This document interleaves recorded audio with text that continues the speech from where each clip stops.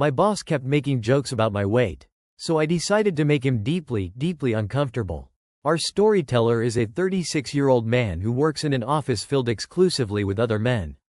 He's tall, over 6 feet, and lean. He's perfectly healthy. His doctor has confirmed it time and again. But to his boss, a man they call the High Septon, he was a target. The boss just couldn't let it go. He'd call him Sparrow, a nickname in their native language for someone small and frail. The jabs were constant, chipping away in front of everyone. Our storyteller knew he had to do something, not just for himself, but for anyone else who might be the next target. And what he did next didn't just shut the boss down. It created an atmosphere so awkward, so tense, that the boss couldn't even look him in the eye. Imagine the scene. A typical office, the low hum of computers, keyboards clicking away. It's a man's world, and with that often comes a certain kind of joking around. A bit of roughhousing, a bit of teasing. But there's a line between a friendly jab and a comment designed to make someone feel small. And the High Septon, the big boss, loved to dance right over that line. Our storyteller is, by his own admission, a skinny guy. At 154 pounds, he knows his frame doesn't carry the bulk that some might expect from a man his height. He's healthy, he feels great, but the visual is what people notice. And the High Septon noticed. He noticed, and he decided it was his business. The nickname started it, Sparrow. It sounds almost affectionate, doesn't it? But it wasn't. It was a label. It was a way of saying, you're fragile. You're weak. You're not like the rest of us. Every time he said it, it was a public announcement, a little dig in front of the entire office. The storyteller could feel the eyes of his colleagues dart towards him, some with pity, some with amusement. Now, here's the thing you need to understand about him. This wasn't really getting under his skin. He has a thick hide.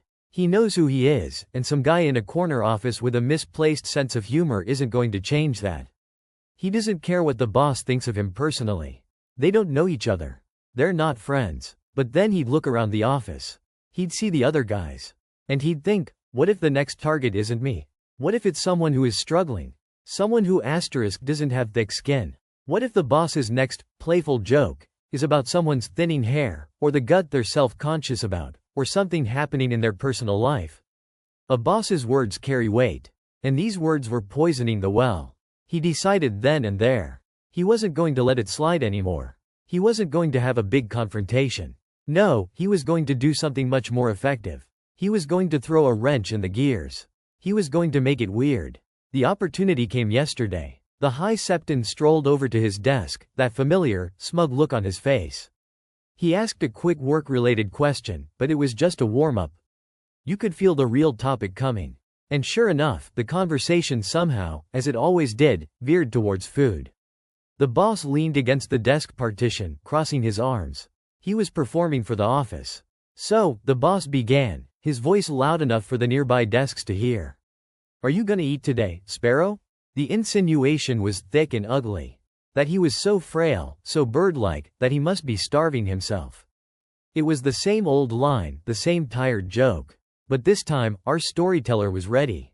He didn't get angry. He didn't get defensive. He looked up from his monitor, his expression completely neutral, and delivered his line. Nah, he said calmly.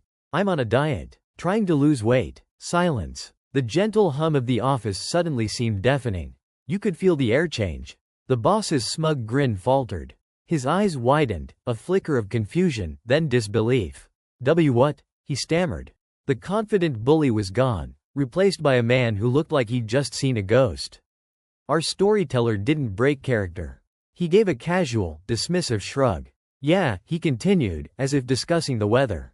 Been feeling kinda bloated lately. I wanna lose like 10 kilograms. 10 kilograms. That's about 22 pounds. Before you judge, hear this part. Our storyteller's body mass index was a perfectly healthy 20.5.